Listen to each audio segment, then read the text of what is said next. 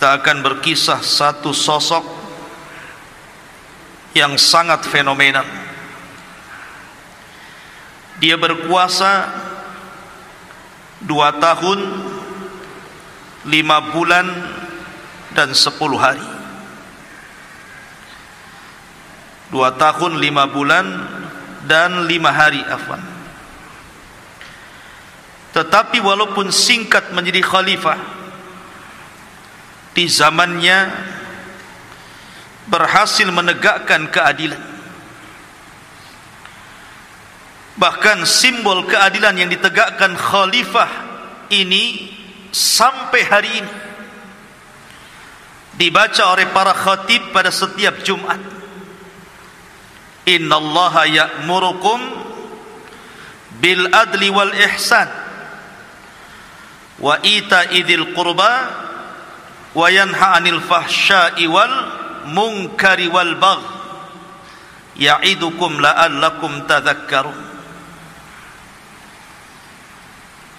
Simbol keadilannya dibaca oleh setiap khatib sampai hari ini. Siapa orang ini? Dialah Umar bin Abdul Aziz rahimahullahu ta'ala. Umar kedua setelah Umar ibn al-Khattab radhiyallahu anhu. Ma'asyiral muslimin yang dimuliakan Allah azza wa jalla,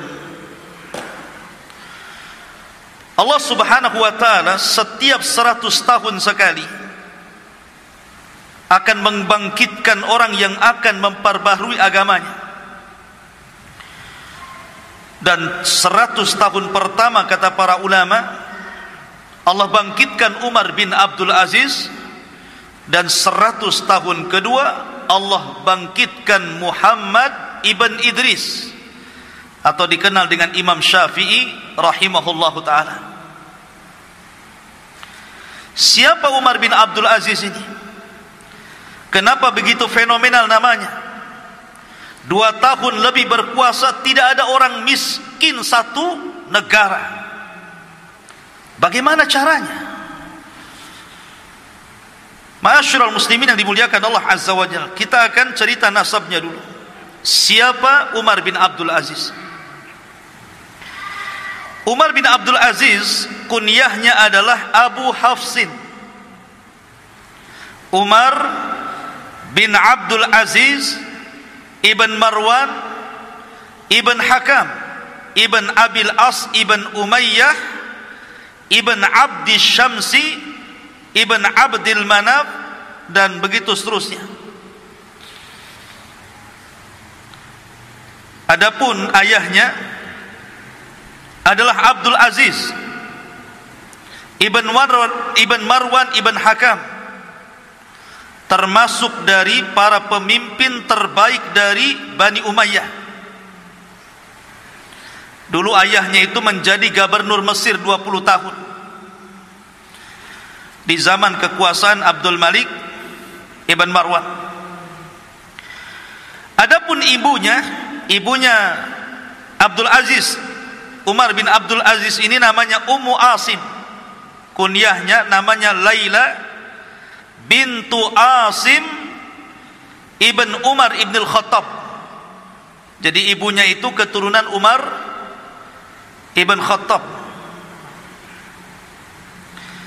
Ada satu kisah dari kisah Laila bintu Asim ibn Umar ibn al-Khattab ini.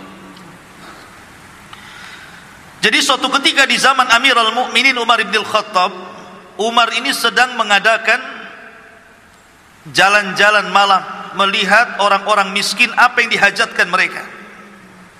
Mungkin bahasa kitanya belusukan, tapi malam-malam bukan siang-siang, dan tidak bawa wartawan. Kemudian dia melihat satu tenda yang lain mati, karena bagaimanapun lampu itu disediakan pemerintah. Tidak sembarang menghidupkan lampu kecuali ada hajat. Jadi ada satu tenda itu masih nyala. Maka Umar bin Khattab kemudian mendekati tenda itu. Rupanya dalam tenda itu ada percakapan 2 wanita, seorang ibu dan putrinya. Kata sang ibu, "Nak, malam ini waktunya kita mencampur air susu untuk kita jual besok. Bagaimana kalau kita tambah air supaya banyak untungnya?" Maka anak putrinya mengatakan, "Janganlah, Bu. Bukankah Amirul Mukminin Umar bin Khattab melarang untuk curang dalam berdagang?" Kata ibunya, "Bukankah dia tidak melihat kita, tidak mendengar kita?" Kata putrinya, "Ya, walaupun Umar tidak melihat, walaupun Umar tidak mendengar, tapi Umar punya Tuhan yang bisa melihat dan mendengar kita." Ketika Umar melihat dan mendengar percakapan wanita itu, takjub Umar itu. Kok masih ada orang jujur? Kalau di masa Umar saja orang jujur itu membuat takjub, artinya kejujuran itu sudah hampir langka di zaman itu. Apalagi di zaman sekarang, cari orang jujur itu ya subhanallah susah. Di zaman itu saya susah cari orang jujur, lagi di zaman sekarang ya. Maka Umar pun tertarik dengan gadis itu. Pulang dia, dikumpulkan putra-putranya, ada Abdullah bin Umar, ada Asim ibn Umar dan yang lainnya. Kata Umar bin Khattab, "Siapa di antara kalian yang siap menikah?" Di sana ada wanita yang top markotop, mungkin bahasa kitanya ya. Akhirnya kemudian bangkitlah Asim ibn Umar, "Saya wahai Abi." Maka dilamarkanlah oleh Umar wanita itu. Menikahlah akhirnya dengan Asim putra Umar ibn Khattab. Dari Asim putra Umar ibn Khattab menikah dengan wanita yang jujur itu, lahirlah seorang anak wanita namanya Laila. Laila inilah ibunda daripada Umar bin Abdul Aziz. Laila putri Asim ini menikah dengan Abdul Aziz. Maka dari pernikahan ini lahir Umar bin Abdul Aziz. Bahkan Umar bin Khattab radhiyallahu anhu suatu ketika pernah bermimpi. Umar bermimpi, dan mimpinya orang soleh beda dengan mimpi kita. Jadi dalam bermimpinya itu Umar melihat bahwa ada dari keturunannya yang luka, sebagian yang luka dalam wajahnya. Ciri-cirinya itu ada luka dalam wajahnya. Kemudian dia melihat dalam mimpinya bahwa di antara cucu cicitnya yang nanti ini, yang ada tanda di wajahnya karena luka itu, akan menjadi khalifah, menegakkan keadilan ketika menyebarnya kezaliman. Itu sudah dimimpikan oleh Umar bin Khattab itu. Oh, di antara cucu cicitnya itu nanti akan ada yang akan menegakkan keadilan di tengah-tengah kezaliman merajalela. Dan cirinya ada luka di wajahnya, sujah. Jadi Umar bin Abdul Aziz ini sudah dimimpikan oleh Umar bin Khattab radhiyallahu anhu. Ma'asyiral muslimin yang dimuliakan Allah Azza wa Jalla. Umar bin Abdul Aziz, dia adalah seorang yang di masa kecil suka dengan ilmu. Jadi Umar bin Abdul Aziz itu dia suka dengan ulama, karena dia masih berjumpa dengan para sahabat Rasul dan para tabi'in, kibarut tabi'in seperti Sa'id ibn Musayyib dan sahabat-sahabat yang lainnya, karena memang pamannya juga sahabat, Abdullah bin Umar. Jadi suatu ketika dia ngomong sama ibunya, Umar bin Abdul Aziz kecil ini, apa kata dia? Dia mengatakan kepada ibunya, "Saya ingin seperti pamanku." Dia ngomong sama ibunya, "Bu, saya ingin seperti pamanku.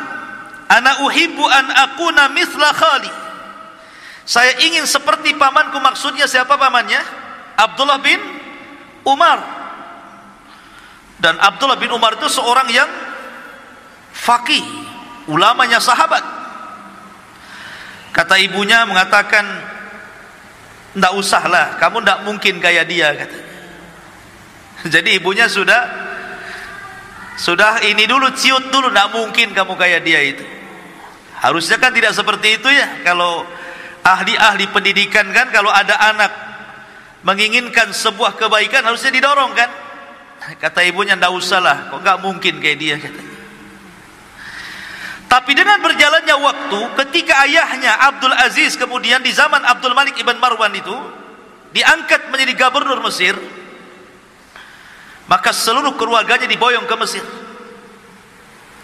Tapi ketika itu Abdullah bin Umar meminta agar Umar bin Abdul Aziz kecil itu jangan dibawa, biar dia sama saya, katanya. Dari situlah maka Umar bin Abdul Aziz sejak kecil sudah bersama sahabat Abdullah bin Umar, pamannya, dan belajar. Bahkan sudah hafal Quran sebelum balik. Dan dicintakan dengan ilmu dan ulama. Makanya kemudian Umar bin Abdul Aziz ini tumbuh menjadi seorang ulama besar. Bahkan dimasukkan dalam deretan fuqaha tabi'in, ahli fikihnya para tabi'in. Umar bin Abdul Aziz ini luar biasa. Ma'asyiral muslimin yang dimuliakan Allah Azza wa Jalla. Di antaranya adalah bagaimana talabatul ilminya Umar bin Abdul Aziz ini dijelaskan. Di antara guru-guru beliau adalah dari kalangan tabi'in seperti Sa'id ibn Musayyib. Sa'id ibn Musayyib ini yang menikah dengan salah satu putri Abu Hurairah. Dan dia menjadi pemimpin para tabi'in. Kemudian juga dia belajar kepada Ubaidillah ibn Abdillah ibn Utbah ibn Mas'ud radhiyallahu an. Dan juga banyak kalangan sahabat dan para tabi'in yang diambil ilmunya, sehingga lambat laun akhirnya Umar bin Abdul Aziz menjadi ulama besar. Bahkan dikatakan di antara guru-gurunya 30 lebih dari kalangan para sahabat Nabi sallallahu alaihi wasallam dan 25 dari kalangan para tabi'in. Jadi banyak guru-gurunya dan dia menjadi ulama besar di zamannya. Taib, saya tidak akan memperpanjang tentang nasab beliau. Saya ingin langsung kepada inti apa yang kita bicarakan pada malam hari ini. Kisah pilu dari Umar bin Abdul Aziz dibunuh oleh seorang budak dan ditangisi para fuqara wal masakin. Itu temanya. Sebab kalau kita ambil semua kisah beliau, tidak cukup mungkin 5 atau 6 pertemuan, terlampau banyak. Kisah beliau ini banyak dicatat para ulama karena menakjubkan kisahnya. Ma'asyiral muslimin yang dimuliakan Allah Azza wa Jalla. Di antaranya adalah salah satu penggalan kisahnya adalah ketika Umar bin Abdul Aziz menjadi khalifah. Nanti bagaimana menjadi khalifah nanti saya akan ceritakan satu penggalan kisah dulu. Ketika Umar bin Abdul Aziz ini menjadi Amirul Mukminin, Umar bin Abdul Aziz ini, maka dia berhasil mengumpulkan harta zakat yang melimpah luar biasa. Semua keluarga kerajaan harus bayar zakat. Semua orang kaya harus bayar zakat. Semua yang punya tanggungan hutang harus dibayar. Sehingga Umar bin Abdul Aziz berhasil menerapkan sistem zakat dalam satu tatanan negara. Dan itu diterapkan betul dengan hukuman. Akhirnya banyak orang-orang kaya, para pejabat, para pemimpin, akhirnya mereka menyerahkan harta-harta zakat mereka dan dikumpulkan di Baitul Mal. Kemudian ketika itu Umar bin Abdul Aziz memanggil para karyawannya, pengepul-pengepul zakat itu, dan mengatakan, "Anfiquha 'alal fuqara." ambil harta di Baitul Mal, infakkan, cari orang fakir, kasih zakat mereka. Jangan ada satupun orang yang fakir yang tidak kebagian zakat. Cari orang fakir miskin dimanapun berada, kasih zakatnya. Maka bergeraklah pasukan amil zakat ini mencari orang-orang fakir dan miskin, sehingga tidak ada satupun fakir dan miskin kecuali mendapatkan sedekah dan zakat dari Baitul Mal. Anehnya hartanya masih ada, tidak habis. Kemudian dilaporkan kepada Umar bin Abdul Aziz, harta masih melimpah wahai Amirul Mukminin. Kemudian Umar bin Abdul Aziz ngomong gitu, kalau begitu jahizu bihal juyush, kalau begitu hartanya yang sisa itu berikan untuk mencukupi para tentara, ya. Sejahterakan para tentara biar layak dengan gaji yang mereka dapati. Akhirnya kemudian harta itu dikeluarkan lagi, kemudian dibagi-bagi bagi para tentara. Rupanya harta itu masih banyak. Kemudian mereka mengatakan, ya Amirul Mukminin, juyusul Islam tajubud dunya. Wahai Amirul Mukminin, para tentara-tentara Islam, mereka sudah kaya semua. Kemudian Umar bin Abdul Aziz kemudian bicara, kalau begitu jawwijus syabab, cari anak-anak muda yang belum kawin, modali, danai, kawinkan. Oh, enak nih kalau punya pemimpin kayak gini, ya. Disuruh anak-anak muda yang belum kawin itu, siapa yang mau kawin tinggal ngomong ke Baitul Mal, maka sudah ada dananya. Ada dananya untuk maharnya, untuk walimahnya, untuk acaranya, semua free, gratis. Bahkan mereka mengatakan, man kana yuridu zawaj, barang siapa di antara kalian yang ingin menikah, datang kemari. Kemudian masih banyak juga hartanya. Maka Umar bin Aziz mengatakan, uqdud duyuna 'alal mutadayyinin. Kalau begitu cari orang-orang yang punya hutang. Cari orang-orang yang punya hutang, yang hidupnya terkait dengan hutang, cari, bayarkan hutangnya. Dicari orang-orang yang punya hutang itu. Kamu punya hutang berapa? Sekian, bayarkan sana. Kamu punya berapa? Sekian, bayarkan sana. Kan enak tuh punya presiden kayak gini, ya. Ma'asyiral muslimin yang dimuliakan Allah Azza wa Jalla, setelah semuanya dibayari hutang-hutang itu, sudah tidak ada yang punya hutang lagi, masih numpuk juga hartanya di Baitul Mukminin itu. Maka Umar bin Abdul Aziz mengatakan, ungduru ilal masihiyyin wal yahud. Kalau begitu lihat bagaimana kondisi orang-orang Nasrani dan Yahudi. Bagaimana kondisi orang-orang Nasrani dan Yahudi. Man kana alaihi dainun fasaddidu anhu.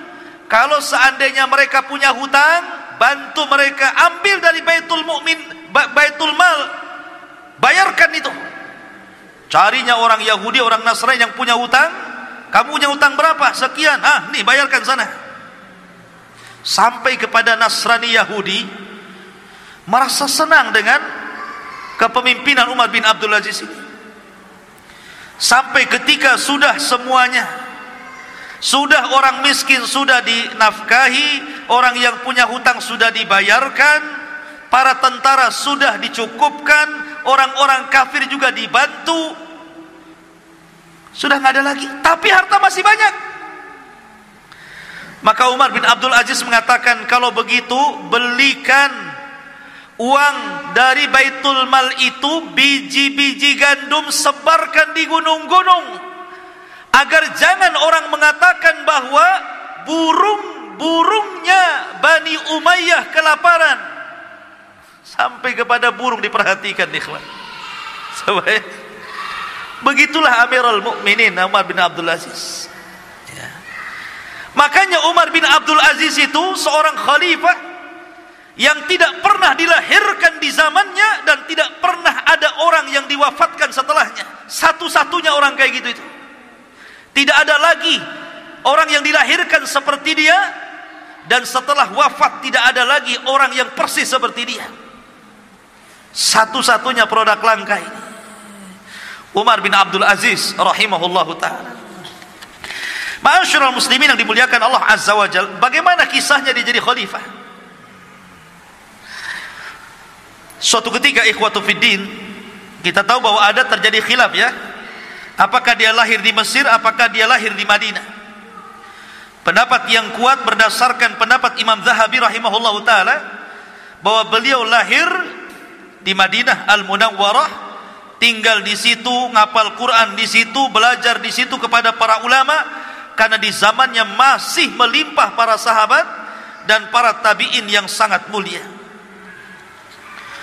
Ma'asyiral muslimin yang dimuliakan Allah Azza wa Jalla, suatu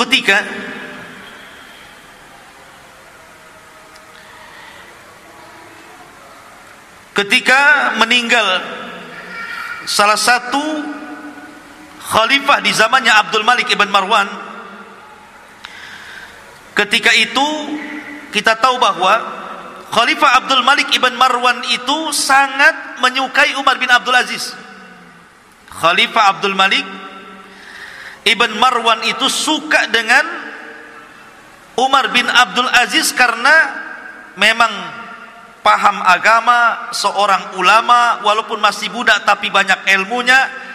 Akhirnya kemudian dia pun diangkat untuk menjadi salah satu gubernur di daerah yang masih kecil, ya, di daerah yang masih kecil dijadikan gubernur di situ. Lah terkadang ikhwatu fillah muliakan Allah Azza wa Jalla, dia selalu mengirim surat kepada khalifah, yang inti surat itu selalu mengingatkan khalifah. Di antaranya adalah amma ba'du inna qara'in wa kullukum mas'ul an ra'iyatihi Allahu la ilaha illahu la yajma'annakum ila yaumil qiyamati la raiba fihi wa man asdaqu minallahi haditha. Isi suratnya, sesungguhnya engkau pemimpin wahai khalifah, dan engkau akan dimintai pertanggungjawabannya di hadapan Allah. Allah tidak ada sesembahan yang berhak disembah kecuali Dia. Sungguh Allah akan mengumpulkan kalian pada hari kiamat yang tidak ada keraguan di dalamnya, dan tidak ada yang lebih benar ucapannya melebihi Allah subhanahu wa ta'ala.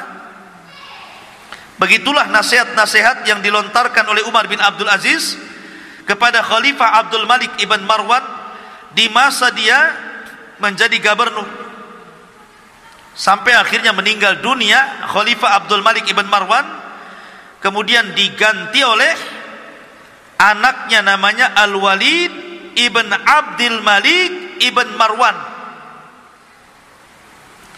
Lah Al-Walid ibn Al-Walid ibn Abdul Malik ibn Marwan ini akhirnya memindahkan Khalifah Umar bin Abdul Aziz yang tadinya di Damaskus, di kota kecil, disuruh pulang ke Madinah untuk menjadi gubernur di Madinah. Tapi ketika itu dia meminta syarat, kalau memang saya harus menjadi gubernur di Madinah, dipindahkan dari Damaskus ke Madinah, saya minta 3 syarat katanya. Kalau kau penuhi 3 syarat saya, maka silahkan kau pindah aku dari Damaskus, alihkan saya ke Madinah. Yang pertama syaratnya, an ya'mala fin nasi bil haqqi wal adli wa la yadlim ahada, agar bisa melakukan atau menegakkan kebenaran, keadilan, dan tidak mendolimi siapapun. Lihat, syarat pertama. Kemudian wala yajuz ala ahadin fi akhdi ma 'ala an-nasi min huquqin li baitil mal. Tidak boleh seseorang mengambil hak-hak orang lain kecuali memang dia punya hak yang diberi dari baitul mal, dari badan zakat. Yang kedua, agar senantiasa diberikan waktu dia bisa haji. Jadi saya jadi khalifah di Madinah, tapi saya juga harus haji ke Mekah. Jangan jadi khalifah ketika haji sibuk saya. Saya waktu haji tolong saya kasih cuti biar saya bisa haji. Kemudian yang ketiga, agar khalifah membolehkan dia mengeluarkan dana untuk para ulama, menggaji para ulama, karena dia memuliakan para ulama masalahnya kan. Kalau seandainya dipenuhi, saya siap menjadi khalifah katanya. Menjadi gubernur di Madinah. Akhirnya Khalifah Al-Walid Ibn Abdul Malik kemudian menyetujui dipindahlah Umar bin Abdul Aziz dari Suriah ke mana? Ke Madinah. Rupanya ikhwatu fiddin, di Madinah ini dia sangat dicintai para ulama, sangat dicintai masyarakatnya, sehingga akhirnya kekuasaannya melebar sampai ke Hijaz. Hijaz itu Mekah, Madinah dan sekitarnya gitu. Yang tadinya Madinah saja akhirnya melebar. Maka dia menguasai menjadi gubernur Hijaz. Lah ketika itu dia mendengar bahwa Hajjaj ibn Yusuf Al-Thaqafi itu mau mengarah ke Madinah. Lah Umar bin Abdul Aziz itu paling tidak suka dengan Hajjaj ibn Yusuf. Kenapa? Karena dia zalim masalahnya. Dia tidak suka dengan kezaliman. Akhirnya dia menyurati khalifah agar jangan sampai dipertemukan dengan Hajjaj, jangan sampai Hajjaj itu ke Madinah atau ke Mekah. Batalkan perjalanan. Saya tidak mau ketemu dengan dia. Sakit hati Hajjaj ini. Akhirnya kemudian bermanuver politik, bagaimana caranya menurunkan Umar bin Abdul Aziz dari gubernur Hijaz itu. Betul-betul dimainkan politik sama dia. Akhirnya terpengaruh juga khalifah itu. Kemudian dicopotlah Umar bin Abdul Aziz menjadi gubernur Hijaz. Setelah dicopot menjadi gubernur oleh Al-Walid Ibn Abdul Malik, ditarik ke Damaskus untuk menjadi penasehat raja. Oh, rupanya dinaikkan ya. Tidak jadi gubernur tapi jadi penasehat. Tim penasehat raja, khalifah. Lah kedekatan itulah akhirnya ketika Al-Walid Ibn Abdul Malik ini semakin dekat dengan Umar bin Abdul Aziz, mendapatkan nasihat, tausiah, wejangan gitu ya. Akhirnya kemudian dia pun banyak terpengaruh dengan Umar bin Abdul Aziz, sampai akhirnya Allah takdirkan Al-Walid Ibn Abdul Malik meninggal. Kemudian kekuasaan jatuh kepada saudaranya Sulaiman bin Abdul Malik Ibn Marwan. Lah di masa Sulaiman inilah, Sulaiman itu juga sangat memuliakan Umar bin Abdul Aziz. Sangat memuliakan sekali. Sampai ada satu kisah ketika keduanya berada di sebuah tempat di manasik haji. Jadi ketika haji ini berdua, Umar bin Abdul Aziz dan Sulaiman Ibn Abdul Malik Ibn Marwan ini dengan khalifah. Kemudian Sulaiman bin Abdul Malik Ibn Marwan ini memanggil saking banyaknya jemaah haji. Akhirnya dia takjub dan mengatakan, ma aktsarul hujjaj. Wahai Umar, maksudnya Umar bin Abdul Aziz, kau tidak lihat betapa banyak orang-orang yang haji itu ya, ribuan jumlahnya. Tetapi Umar bin Abdul Aziz mengatakan,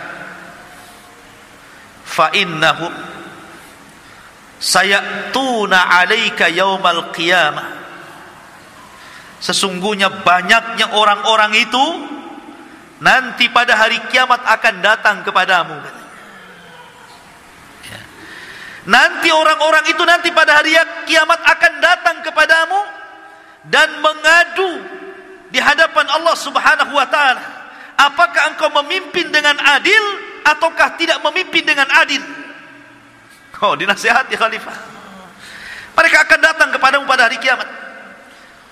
Tadinya bangga kan? Banyak kali orang yang haji itu, katanya khalifah. Kata Umar, orang sebanyak itu nanti akan datang pada hari kiamat ditakut-takuti. Mereka akan menjadi khusama'uka yaumal qiyamah, akan menjadi musuh pada hari kiamat. Mereka akan menuntut haknya di hadapan Allah Subhanahu wa taala. Dari situlah akhirnya Sulaiman ibn Abdul Malik menangis dan merasa bersalah.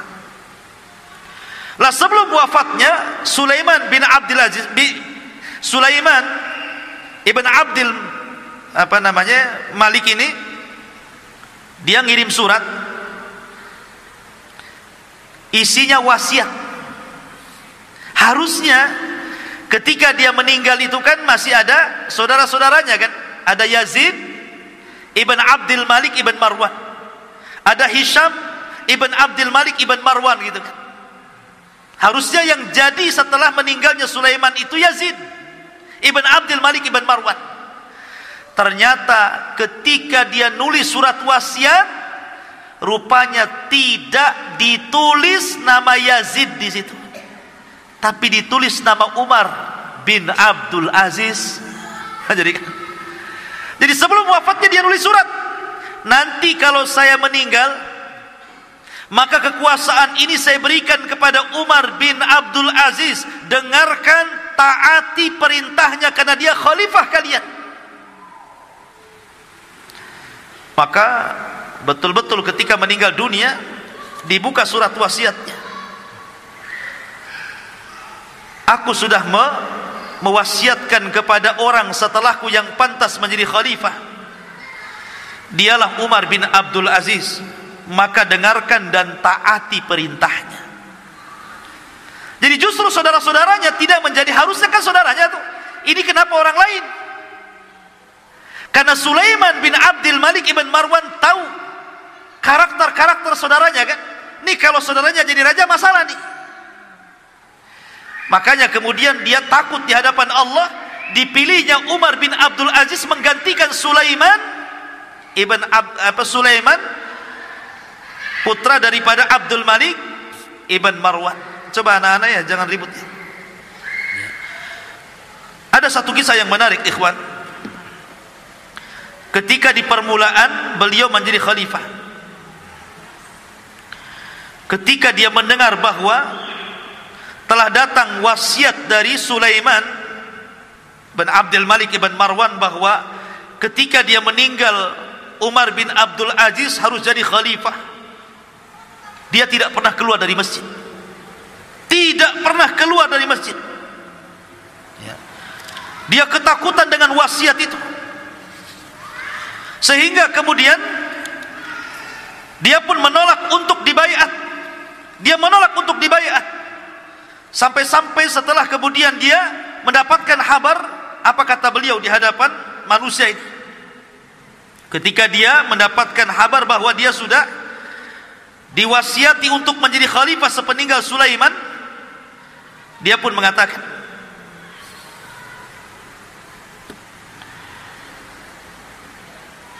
bahwa sesungguhnya aku sudah mendengar bahwa khalifah sudah memberikan amanah kepadaku agar aku menggantikan posisinya menjadi khalifah kaum muslimin. Kemudian dia mengatakan, demi Allah, saya berceramah di hadapan kalian wahai kaum muslimin, sesungguhnya tidak ada niat bagiku menjadi khalifah. Saya minta kalian untuk melepaskan baiat-baiat kalian dari pundakku, dan saya serahkan urusan kepada kalian. Silahkan cari pemimpin sesuka kalian. Lari dia, tidak mau jadi pemimpin. Ya, jadi ketika dia melihat surat wasiat itu, dia langsung cuci tangan, tidak mau. Dia menangis berhari-hari di masjid itu. Kemudian setelah itu menemui manusia dan mengatakan, sebaiknya kalian lepaskan baiat-baiat kalian dari pundakku, silahkan bermusyawarah, cari pemimpin yang layak selainku. Lihat, kalau sekarang terbalik, jangan pilih dia, pilih aku. Itu sekarang, ya kan? Ma'asyiral muslimin yang dimuliakan Allah Azza wa Jalla, sampai seperti itu. Di antara akhirnya kemudian ketika dia menjadi khalifah, Lihat bagaimana pertama kali dia berkhutbah. Tapi orang-orang kan tidak mau, tetap memilih Umar bin Abdul Aziz karena sudah tahu siapa dia, akhlaknya, ilmunya, bagaimana pemuliaan ulama kepadanya gitu. Masyarakat malah dukung masalahnya. Jadi tidak mau tidak, terpaksalah dia jadi khalifah. Akhirnya dia kumpulkan kaum muslimin. Lihat ceramah beliau.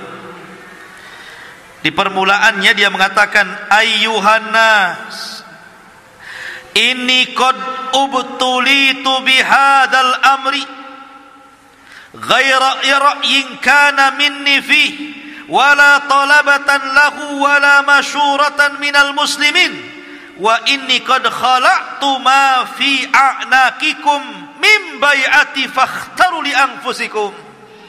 Ini khutbah pertamanya. Wahai manusia, sungguh aku telah diuji dengan perkara khalifah ini. Sungguh aku telah diuji dengan perkara khalifah ini. Kenapa aku dipilih tanpa ada ideku, tanpa ada musyawarah dari kaum muslimin, tanpa ada permintaan dariku? Sesungguhnya aku melepaskan kekhilafahan dari pundakku. Berkumpullah kalian, silahkan pilih pemimpin sesuka kalian.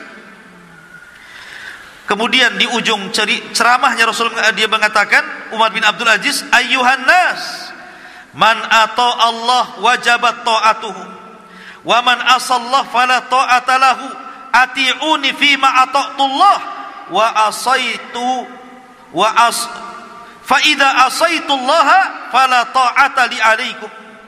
Wahai manusia, barang siapa yang taat kepada Allah, wajib ditaati orang itu. Barang siapa yang bermaksiat kepada Allah, jangan ditaati orang itu. Maka taatilah kepadaku. Jikalau aku berada di atas ketaatan kepada Allah, maka jangan pernah kalian taat kepadaku jikalau aku bermaksiat kepada Allah subhanahu wa ta'ala. Lihat, memang betul-betul khulafaur rasyidin ikhwan menegakkan syariat Islam ala minhaji nubuwah. Umar bin Abdul Aziz, makanya ada sebagian para ulama, Umar bin Abdul Aziz itu adalah Imam Mahdi yang ditunggu-tunggu.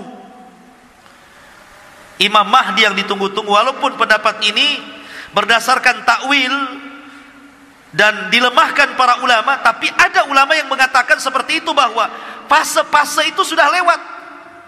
Kan ada fase nubuah, ada fase mulkun warahmah, ada fase mulkun adud, ada fase mulkun jabarut, gitu ya. Itu sudah lewat, ditutup dengan Umar bin Abdul Aziz, tinggal nunggu kiamat aja. Itu ada sebagian ulama pendapat seperti itu. Tapi ini pendapat ini dibantah oleh para ulama bahwa Imam Mahdi bukan Umar bin Abdul Aziz, tapi nanti di akhir zaman. Tapi dengan adanya yang sebagian ulama mengatakan seperti itu, memang betul-betul dia menegakkan keadilan di tengah-tengah ketika itu menyebar kezaliman. Karena ciri-ciri Imam Mahdi itu apa? Menyebarkan keadilan di tengah-tengah tersebarnya kezaliman, kan itu. Ma'asyiral muslimin yang dimuliakan Allah. Baik, saya akan bercerita beberapa kisah yang menarik sepanjang dia menjadi khalifah. Ma'asyiral muslimin yang dimuliakan Allah subhanahu wa ta'ala, ketika dia awal jadi khalifah, dia pun kemudian disuruh untuk memilih, apakah engkau akan tinggal di istana? Karena sebentar lagi akan banyak delegasi-delegasi dari daerah-daerah yang akan mengucapkan selamat engkau jadi khalifah, atau engkau akan tinggal di mana?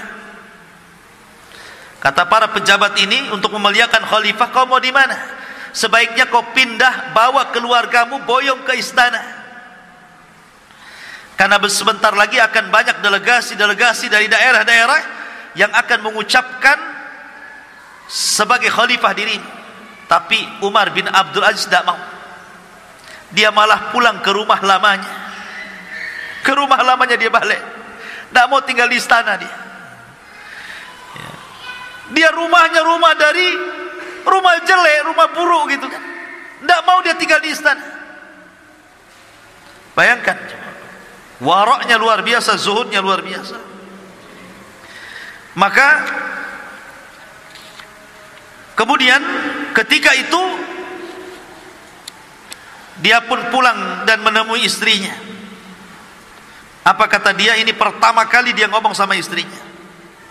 Wah istriku, ukhayyiruka bi amrayni. Aku berikan kau dua pilihan. Kau serahkan seluruh emas, seluruh perak, seluruh perhiasan, seluruh hartamu ke Baitul Mal, atau jangan pernah kau hidup bersama aku. Istri daripada Umar bin Abdul Aziz ini putri khalifah. Dia putri khalifah. Ya. Bayangkan, dia saudara daripada orang-orang yang akan jadi khalifah. Al-Walid, Sulaiman, Yazid, itu saudara-saudaranya. Dan dia anak satu-satunya perempuan, anak khalifah yang dinikahi Umar bin Abdul Aziz. Tentu namanya anak khalifah kan kaya raya, banyak emas, banyak apa-apa kan. Tapi kata Umar bin Abdul Aziz, semenjak dia jadi khalifah, dia minta sama istrinya, keluarkan emasmu, mana perakmu, mana perhiasanmu, ayo sini, saya akan masukkan ke Baitul Mal. Kata istrinya, wahai suamiku, bukankah kerajaan ini milik bapakku, katanya, milik Abdul Malik ibn Marwan. Bukankah kerajaan ini milik bapakku? Kata Umar bin Abdul Aziz, man qala laki hadha, siapa yang ngomong ini milik bapakmu, katanya. Kerajaan ini bukan milik bapakmu, tapi kerajaan ini milik manusia, milik masyarakat. Kan gitu. Subhanallah. Akhirnya ya dia milih suaminya, hartanya habis, diambili semua, dimasukkan ke Baitul Mal, sehingga tidak tersisa kecuali hanya pakaian, beberapa helai yang sudah buruk. Hidupnya sederhana.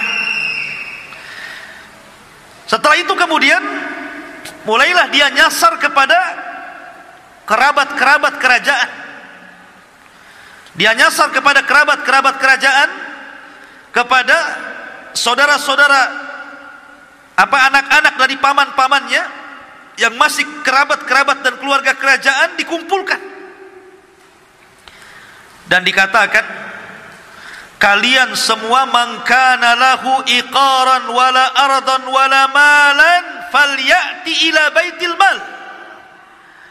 Siapa di antara kalian yang punya harta, punya tanah, punya perhiasan, punya dunia, tolong datang ke Baitul Mal, saya akan hitung zakat kalian. Oh, jadi dimulai dari keluarga kerajaan dulu. Marahlah ini keluarga kerajaan ini dan mengatakan, persis seperti istrinya mengatakan, bukankah ini kerajaan kami? Maka Umar bin Abdul Aziz mengatakan, siapa bilang ini kerajaan keluarga kalian? Ini kerajaan manusia.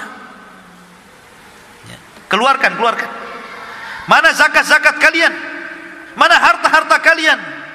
Subhanallah, dibuat miskin orang-orang itu. Orang-orang kaya itu dibuat miskin betul-betul sama Umar bin Abdul Aziz itu.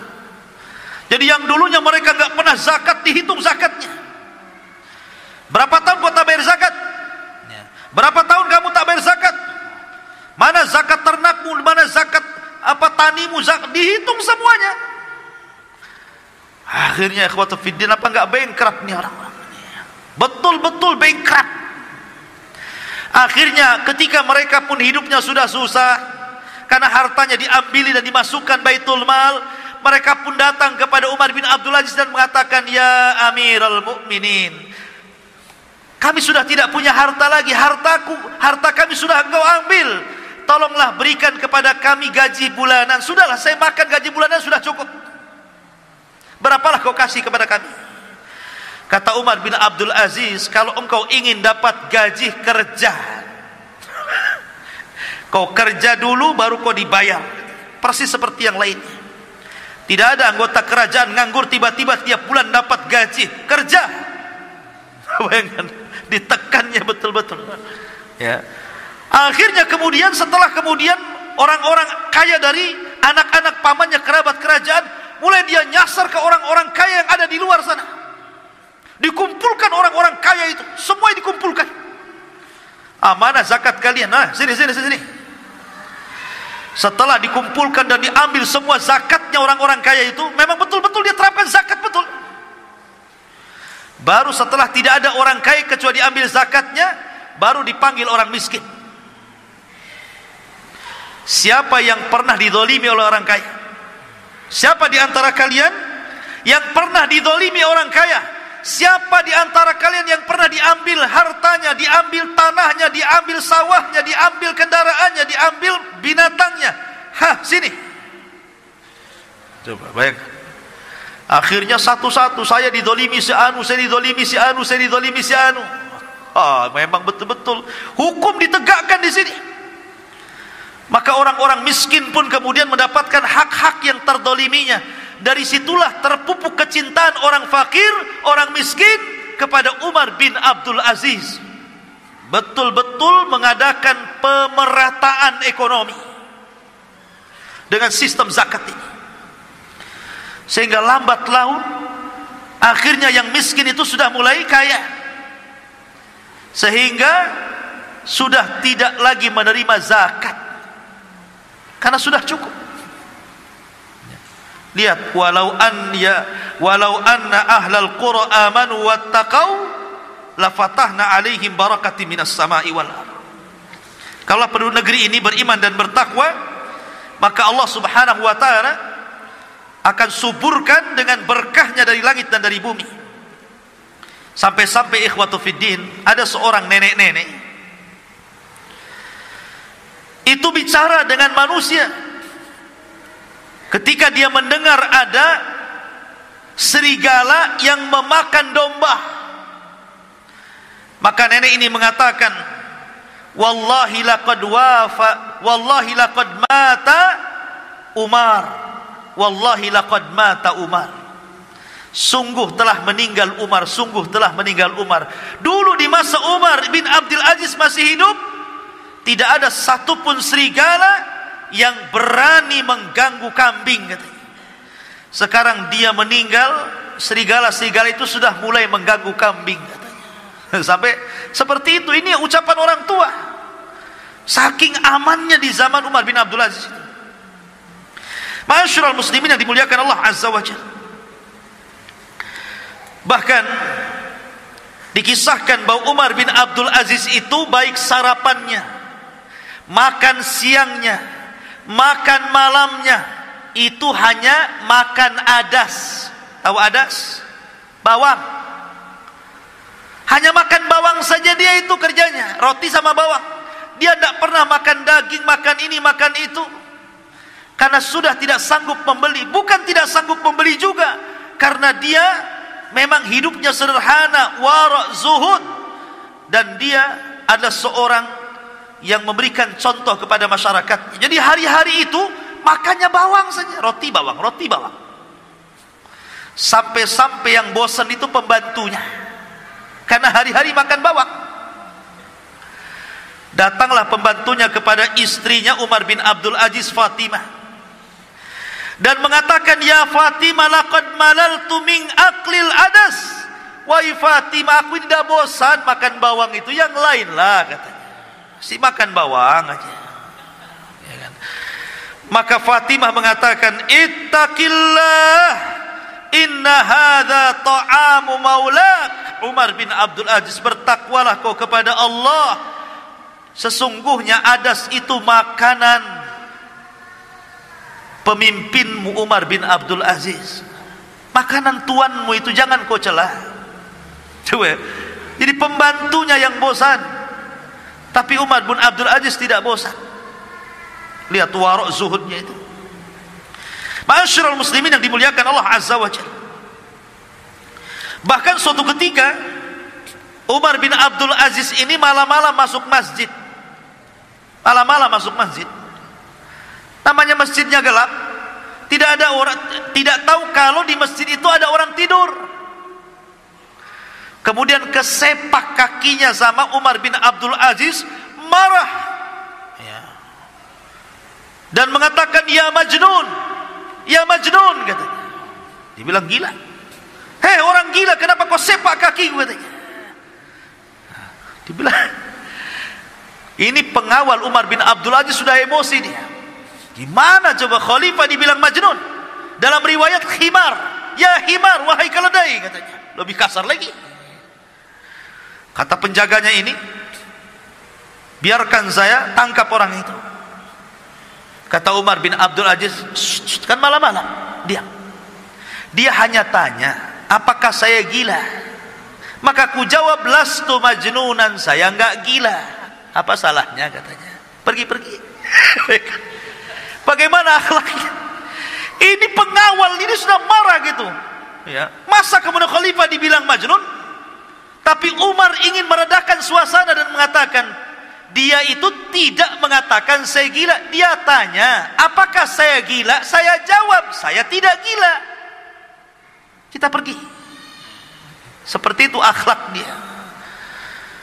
Kalau sekarang di medsos antum menghina presiden, pencemaran nama baik, tangkap besok. Ya. Ma'asyiral muslimin yang dimuliakan Allah Azza wa Jalla. Ya. Akhlak luar biasa. Bahkan Umar bin Abdul Aziz mengumpulkan wuzara dan umara. Jadi masing-masing gubernur dari daerah-daerah mana saja itu disuruh datang ke ibu kota, mengadakan rapat besar-besaran.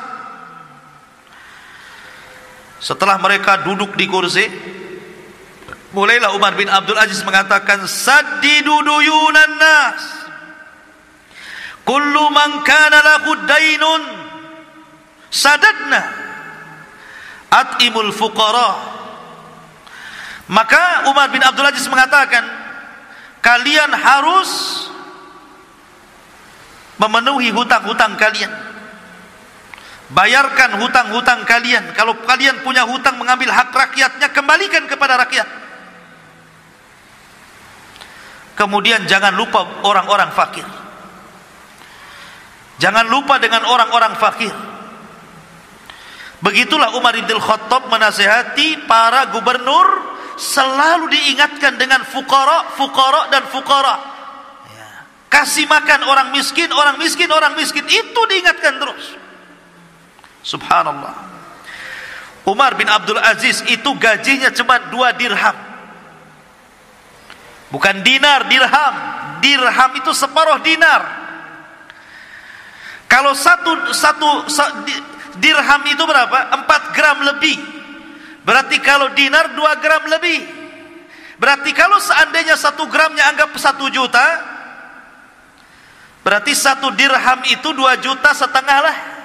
2 dirham tambah 2,5 juta. Jadi gajinya 5 juta. Itu maksudnya. Itu kalau emasnya 1 gram 1 juta ya. Terkadang ada emas 500. Kalau emasnya 500 ya separuhnya, ya berarti gajinya Umar bin Abdul Aziz itu cuma 2,5 juta. Masih besar gajinya ini ya, guru-guru PNS. Coba bayangkan, gajinya 2 dirham, 2 dinar rafan. Sampai suatu ketika Umar bin Abdul Aziz ini dia lewat pasar. Kemudian di pasar itu dia melihat ada inab. Inab itu ada anggur. Dia suka pengen makan anggur itu. Pengen makan anggur dia. Dimasukkannya ini. Gak ada duit. Khalifah gak ada duit, dikoceknya Iwan. Pulang dia. Dia temui Fatimah istrinya. Dan dia mengatakan, "Halaki dirhamun. Ya Fatimah, apakah engkau punya uang 1 dirham wahai Fatimah?" Apakah engkau punya uang 1 dirham wahai Fatimah? Maka kemudian Fatimah mengatakan, "Walima ya Umar, untuk apa wahai Umar?" Kata Umar ibn Abdul Aziz mengatakan, "Laqad marartu ala suq fara'aitu inaban fastahaitu." Aku tadi lewat di pasar, rupanya aku melihat ada inab, ada anggur. Aku pengen membelinya, tapi tak ada duit. Kemudian Fatimah mengatakan, ya Umar, anta amiral mu'minin, wa la yujad fi baitika dirhamun wahid.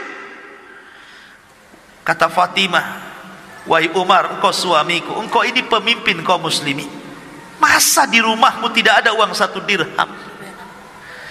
Masa di rumahmu tidak ada uang 1 dirham? Maka lihat jawabannya. Kata Umar bin Abdul Aziz, hadza ahwanu alayya min mu'alajati ahwali yaumul qiyamah. Dengan aku tidak punya uang 1 dirham di rumah, ini lebih ringan bagiku daripada kelak uang-uang itu akan mempertanyakan diriku pada hari kiamat. Subhanallah, lihat ya. Sampai nggak jadi beli anggur karena nggak punya uang. Padahal kalau dia ke pasar minta saja pasti dikasih. Dia Amirul Mukminin. Dia Amirul Mukminin. Dia minta anggur masa nggak dikasih? Ya. Tapi lihat bagaimana zuhud waraknya. Sampai dia itu punya anak kecil. Umar bin Abdul Aziz ini punya anak kecil. Ada rombongan membawa buah-buahan tufah. Tufah itu apa? Apel. Dari perkebunan apel datang beberapa karung gitu ya, untuk diserahkan ke Baitul Mal. Lewat pula di depan rumah Amirul Mukminin. Anak kecil nih, anaknya Amirul Mukminin Umar bin Abdul Aziz ini tidak pernah melihat tufah, tidak pernah melihat apel itu. Jadi kepengen. Coba, anak-anak orang miskin sudah biasa makan apel, ini anak Amirul Mukminin lihat apel saja aneh gitu kan. Luar biasa ini kan, susahnya ini. Jadi ketika melihat ada orang bawa rombongan bawa apel ini, anak ini lari, kemudian ambil mengambil, namanya anak-anak belum berakal, karena ingin kepengennya itu apel itu, dikejarnya tufah itu. Setelah kemudian berhasil gitu, dan penjaga pun dia tahu ini anak Amirul Mukminin, tidak berani mencegah lah kan begitu. Anak khalifah udah di tangan itu 1 apel itu dan hampir dimakan. Tiba-tiba datang bapaknya Umar bin Abdul Aziz, dipegang tangannya, jangan dimakan. Ini bukan milik kita. Kemudian diserahkan lagi, ngamuk anak ini, namanya anak kecil kan, kayak diambil mainannya, pokoknya nangis. Akhirnya digendongnya oleh Umar bin Abdul Aziz, dibawa pulang. Tetap nangis di rumah. Istrinya marah. Ya Amirul Mukminin, ya Umar, kenapa kau buat anakmu menangis?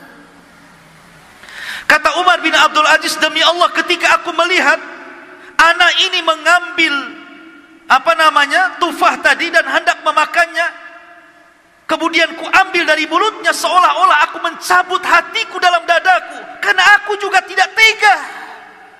Tetapi aku teringat pada hari kiamat, kalau seandainya ini akan dipertanggungjawabkan di hadapan Allah, apa yang harus aku katakan di hadapan Allah Subhanahu wa taala?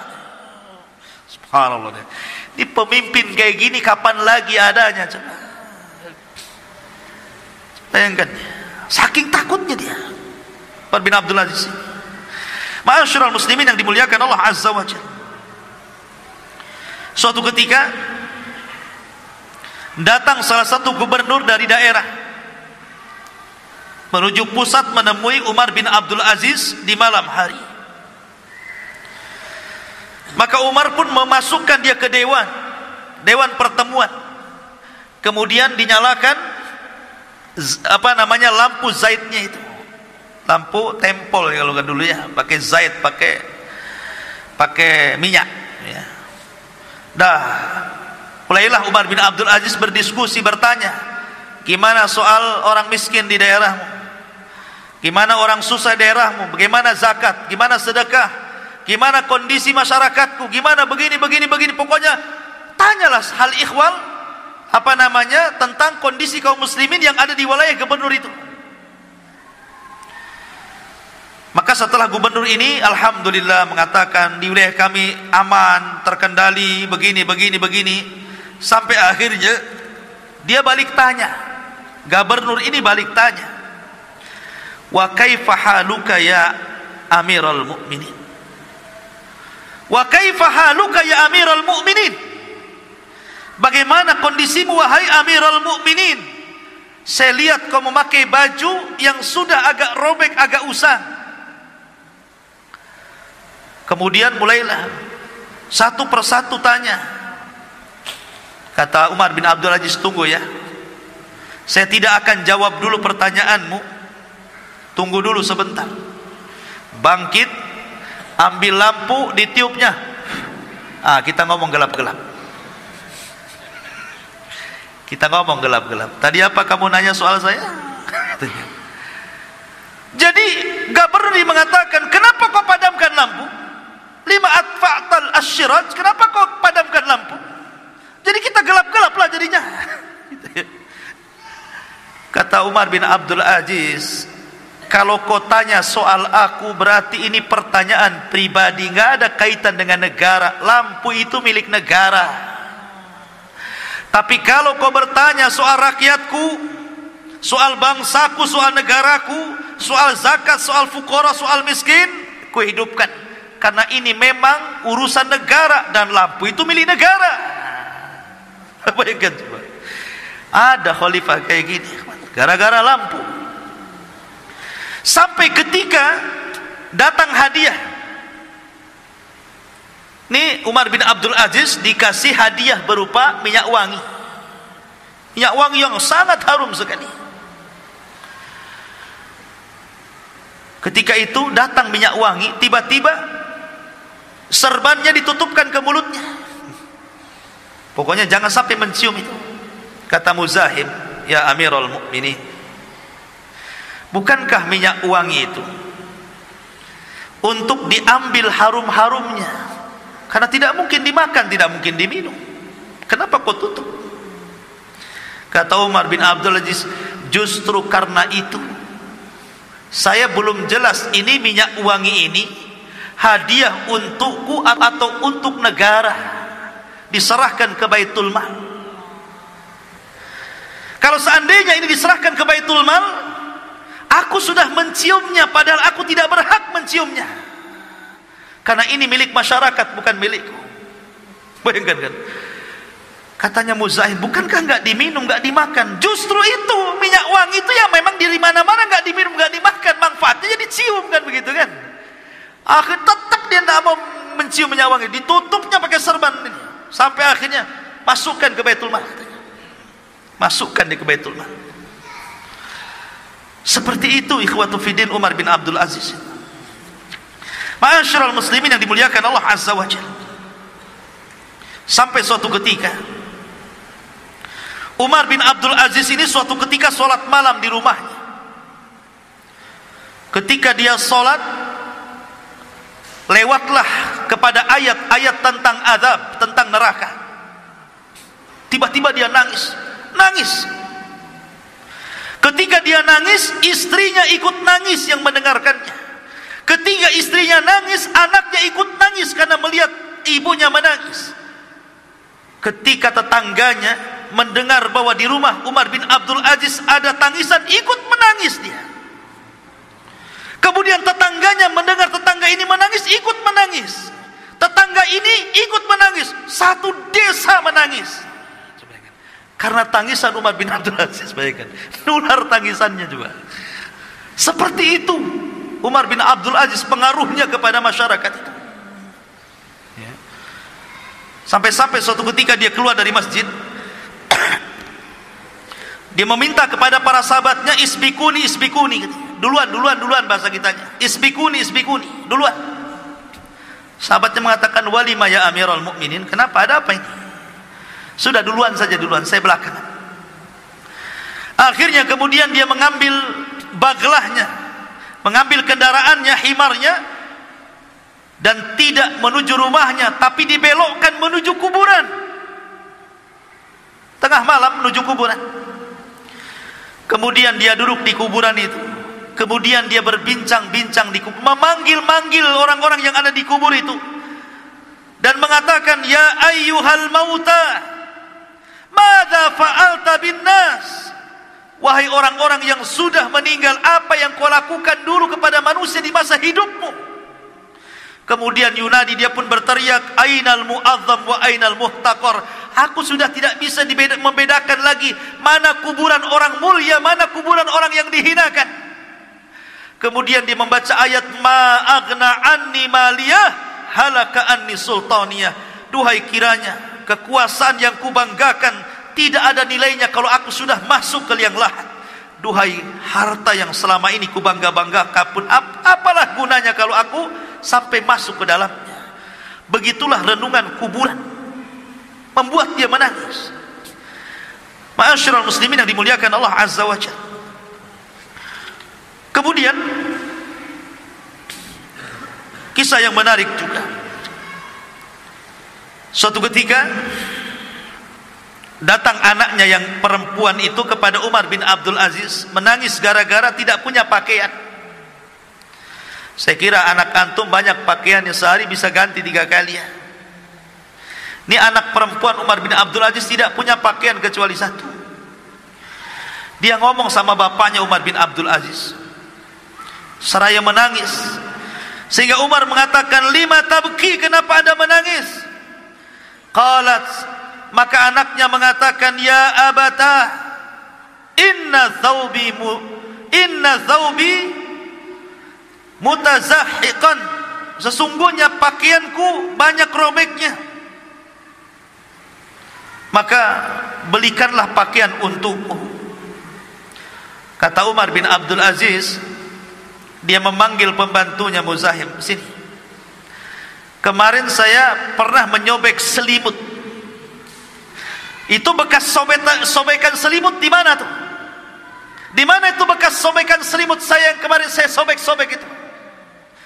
Katanya pembantunya, ada wahai Amirul Mukminin. Ah, kau ambil lagi, kau jahit, buatkan pakaian untuk anakku, katanya. Sobekkan, tinggal beli saja padahal kan. Disuruh kainkan yang bekas sobek-sobek itu, disuruh dijahit, buatkan pakaian, buatkan untuk anakku, katanya. Subhanallah, sampai seperti itu. Sampai ada orang miskin datang dari jauh mendengar keadilannya Umar bin Abdul Aziz. Siapa yang meminta kepadanya tidak akan ditolak, pasti diberi dan dikasih dari Baitul Mal. Datang dia dari jauh, dia belum kebagian. Dia bertanya, mana rumahnya khalifah? Oh, di sana tuh, di sana tuh. Berangkat dia. Ketika masuk ke rumah khalifah, keluar lagi dia, nggak bawa apa-apa. Orang-orang pun bertanya, kenapa kau tidak mendapatkan apapun dari khalifah? Maka orang ini mengatakan, memang aku nggak minta. Kenapa kau nggak minta? Aku malu, kondisiku jauh lebih mulia dibandingkan dia. Orang miskin nggak jadi minta, itu lebih baik kan? Nggak jadi minta nih orang miskin ini. Masuk rumah Umar bin Abdul Aziz, keluar lagi. Mana barang yang kau minta? Memang aku tak minta, ya tak bawa barang. Kenapa kau tak minta? Aku malu, katanya. Aku masih lebih baik hidupku daripada dia. Lihat, hanya di zaman Umar bin Abdul Aziz orang miskin tak jadi minta. Gitu ya. Karena khalifahnya lebih miskin, begitu ya. Seperti itulah kondisi Umar bin Abdul Aziz. Makanya wajar kalau ada sebagian mengatakan itulah Imam Mahdi sesungguhnya kan. Walaupun pendapat ini lemah. Ma'asyiral muslimin yang dimuliakan Allah Azza wa Jalla. Akhirnya kita langsung saja karena sudah lewat jam 9. Bagaimana wafatnya? Namanya orang baik, ikhwatu fiddin. Imam yang adil itu tidak lepas daripada musuh-musuh yang banyak. Orang yang baik itu pasti banyak musuhnya. Apalagi dia seorang khalifah. Tidaklah kayu gaharu itu tercium baunya kecuali setelah dibakar. Maknanya apa? Terkadang dengan banyaknya musuh itu menunjukkan kualitas orang itu. Ya. Orang baik itu pasti dimusuhi orang. Dan setelah meninggal baru diketahui kebaikannya. Lah, disitulah anak-anak daripada Abdul Malik ibn Marwan. Setelah Sulaiman ibn Abdul Malik kan masih ada Yazid, ada Hisham dan beberapa orang. Yazid ini nggak sabar. Sebenarnya kalau Umar bin Abdul Aziz meninggal dunia, Sulaiman bin Abdul Malik sudah mewasiatkan yang jadi khalifah sepeninggal Umar bin Abdul Aziz adalah Yazid bin Abdul Malik. Tapi Yazid ini tidak sabar, ingin jadi khalifah. Apalagi sudah sakit hati keluarganya, diambili hartanya, ya, merasa dimiskinkan begitu oleh Umar bin Abdul Aziz. Makanya dia menyuruh salah satu budaknya, kau letakkan racun pada makanan Amirul Mukminin Khalifah Umar bin Abdul Aziz. Sebagai imbalannya, ku beri kau 1000 dinar. Yang kedua, kau ku merdekakan kalau berhasil. 1000 dinar, banyak 1000 dinar, dan kau jadi orang merdeka. Pengecut dengan cara meracun. Maka betul-betul gulam ini, budak ini, akhirnya berusaha untuk memasukkan racun ke makanannya, dan berhasil. Sampai Amirul Mukminin disangka kena sihir. Disangka kena sihir. Ketika ditanya, ada apa engkau wahai Amirul Mukminin, kau terbaring sudah terlalu lama. Hal anta mashur, apakah engkau terkena sihir? Maka Umar bin Abdul Aziz mengatakan, tidak. Bahkan aku telah diracun dan aku tahu siapa yang meracunku. Aku tahu siapa yang telah meracunku, bayangkan. Kemudian akhirnya sebelum dia meninggal dunia, dia panggil orang yang meracunnya. Dia tidak kasih tahu siapa orang yang meracunnya. Dia sendiri yang tahu siapa yang meracunnya. Dia minta kepada pembantunya agar jangan diberitahu siapapun tentang siapa yang meracunnya dan siapa yang memerintahkannya. Dia hanya minta kepada pembantunya sebelum dia wafat, tolong panggilkan orang yang meracun aku itu. Kata pembantunya, siapa wahai khalifah? Si Anu bin Anu. Dipanggil orang budak itu, ditangkap, dipanggil. Kemudian dihadapkan di hadapan Umar bin Abdul Aziz. Kata Umar bin Abdul Aziz, ya gulam, man hamalaka ala ma fa'alta hadha?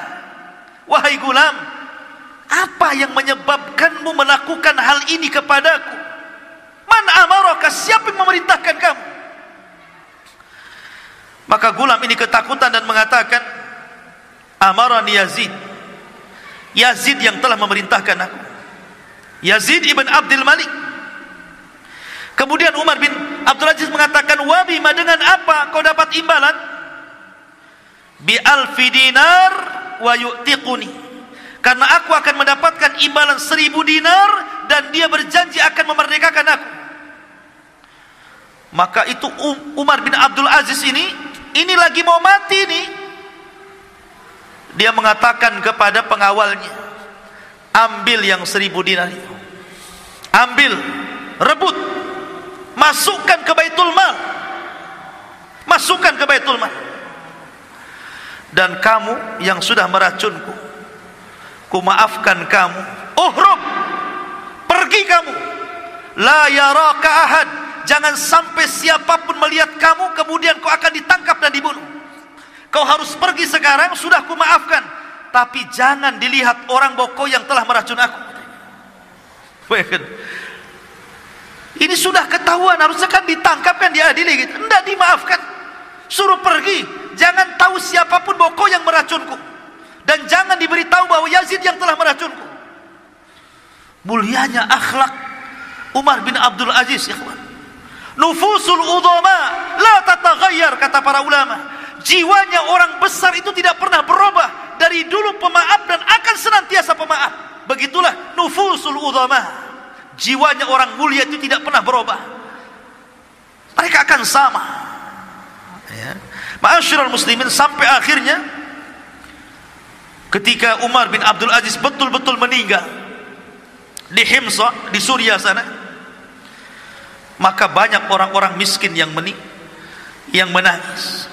Para fuqara menangis, anak-anak menangis seolah-olah menjadi anak-anak yatim, wanita-wanita menangis seolah-olah jadi janda, orang-orang fakir dan miskin menangis seolah-olah tidak ada lagi yang memberi makan mereka. Satu dunia menangis. Sampai-sampai Raja Romawi Malikur Rum, orang kafir, ketika mendengar meninggalnya Umar bin Abdul Aziz, apa katanya? Laqad matal yaum malikun adil la yushbihu adluhu fi wujudihi ahadun. Sungguh hari ini telah meninggal seorang raja yang sangat adil, yang tidak ada semisalnya di alam semesta ini. Ini pengakuan Malikur Rum tentang keadilan Umar bin Abdul Aziz di zamannya. Ma'asyiral muslimin yang dimuliakan Allah Azza wa Jalla.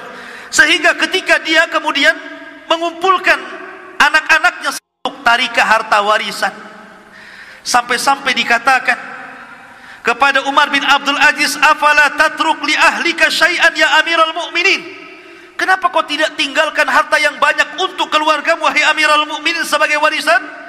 Qala, dia mengatakan, in kanu salihin Allahu yatawalla salihin. Jika mereka anak-anakku orang-orang soleh, maka Allah yang akan menjaga orang-orang soleh. Tidak perlu ku kasih harta, Allah yang kasih harta nanti. Dia, begitu maksudnya. Aku tidak perlu kasih harta mereka. Kalau mereka benar-benar soleh, Allah yang kasih harta mereka.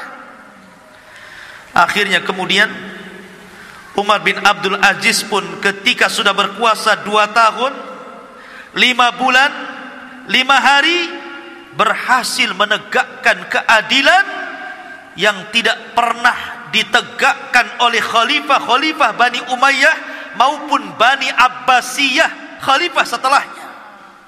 Makanya sebagian para ulama ada yang memasukkan dia satu di antara khulafaur rasyidin setelah Abu Bakar, Umar, Utsman dan Ali, Umar bin Abdul Aziz. Ada yang mengatakan Hasan ibn Ali. Saking adilnya, ya. Begitulah ikhwatu fillah muliakan Allah Azza wa Jalla, kisah singkat dari perjalanan Umar bin Abdul Aziz.